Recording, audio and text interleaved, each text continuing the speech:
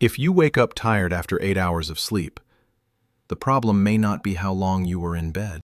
The problem may be what happened during those 8 hours. Sleep is not just time. Sleep is architecture, timing, breathing, light, stress, temperature, and rhythm. Most people ask one sleep question. How many hours did I get? The National Heart, Lung, and Blood Institute says most adults need 7 to 9 hours of sleep. But hours are only the outside measurement. You can be in bed for 8 hours and still get fragmented sleep. Low-quality sleep, poorly timed sleep, or sleep that never lets your body fully recover. This video is for general education only. It is not personal medical advice.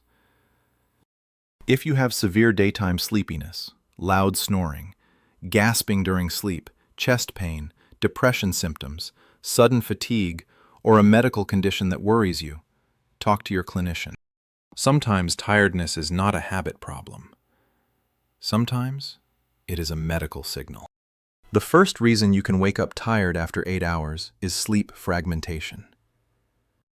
Fragmented sleep means your sleep keeps getting interrupted, even if you do not fully remember waking up.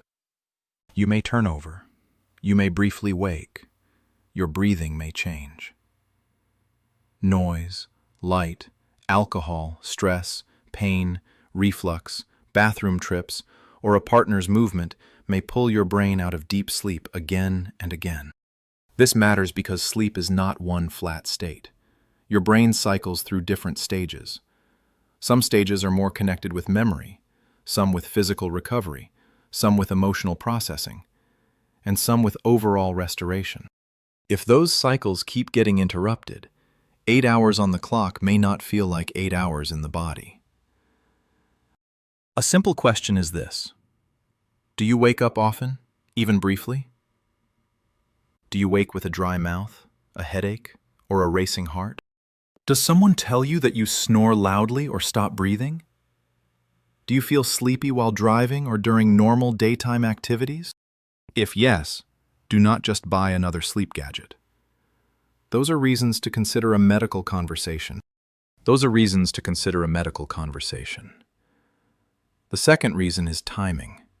Your body has a circadian rhythm, a roughly 24-hour clock that helps coordinate sleep, wakefulness, hormones, digestion, temperature, and alertness. When your sleep timing changes every day, your body has to keep recalibrating, from sleeping from 3 in the morning to 11, even if both are 8 hours. A practical rule is to protect the second half of your day. The body likes anchors. A consistent wake time is one of the strongest anchors you can give it. Morning light is another. When bright light hits your eyes early in the day, it helps tell the brain that daytime has started. At night, the opposite matters. Bright screens, overhead lights, late work, and emotional stimulation can all tell the brain that the day is not over yet. A practical sleep reset does not have to start with bedtime. It can start with wake time. Choose a wake time you can keep most days. Get outdoor light in the morning when possible. Move your body during the day. Then dim the evening gradually. You are not trying to force sleep. You are trying to make sleep more likely. The third reason is caffeine timing. Caffeine can be useful. It can improve alertness. Some people can drink coffee in the afternoon and sleep fine. Other people cannot. If you wake tired, one of the easiest experiments is moving caffeine earlier for 2 weeks and seeing whether sleep feels different. I am not saying caffeine is bad. I am saying timing matters. If caffeine after lunch seems to affect you, move it earlier. If you are sensitive, you may need an even earlier cutoff. Your body gives feedback if you listen. The fourth reason is alcohol. Alcohol can make you feel sleepy, but sleepy is not the same as restored.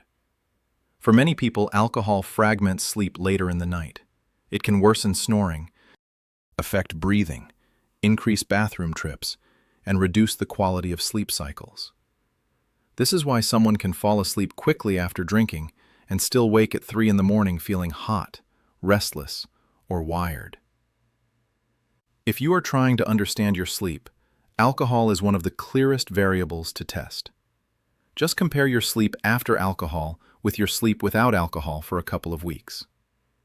Many people learn very quickly that the drink that helps them fall asleep is also stealing sleep quality later.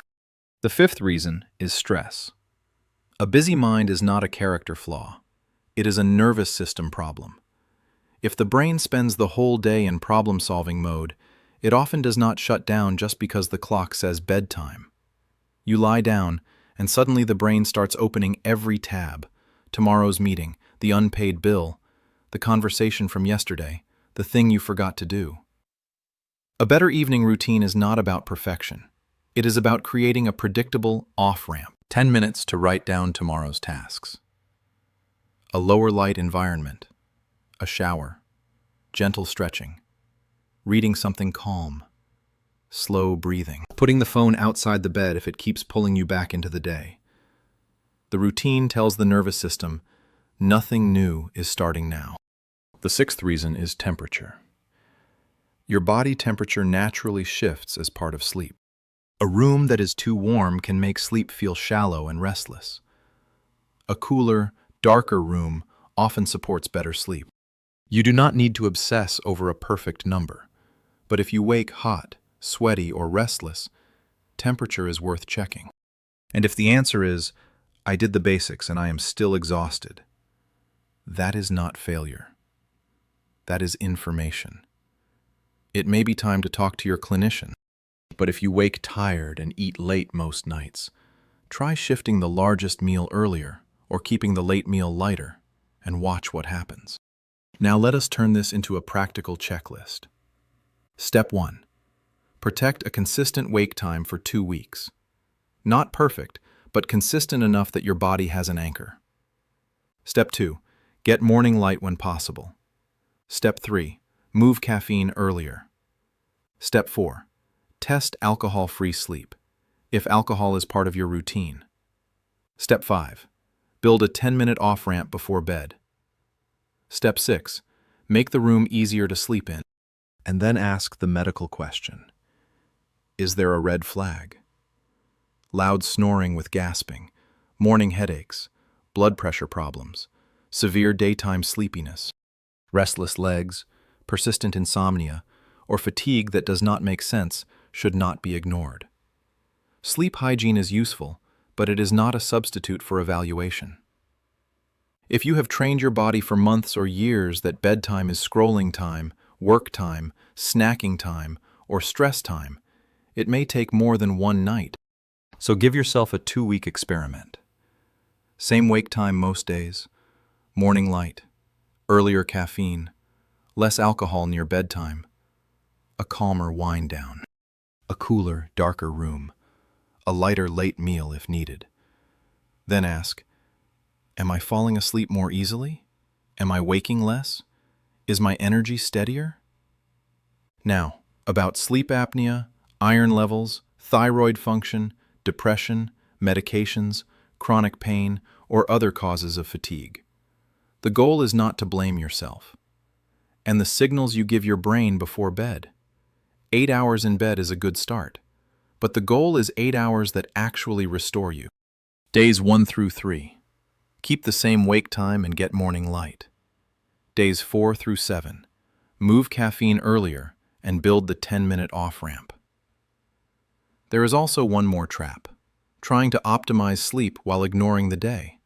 Sleep begins long before bedtime. It begins with when you wake, when you see light. Nighttime sleep is often a report card for daytime rhythm. So if you wake up tired after 8 hours, do not immediately assume you are broken. Ask better questions. Next time, we are going to look at your gut microbiome.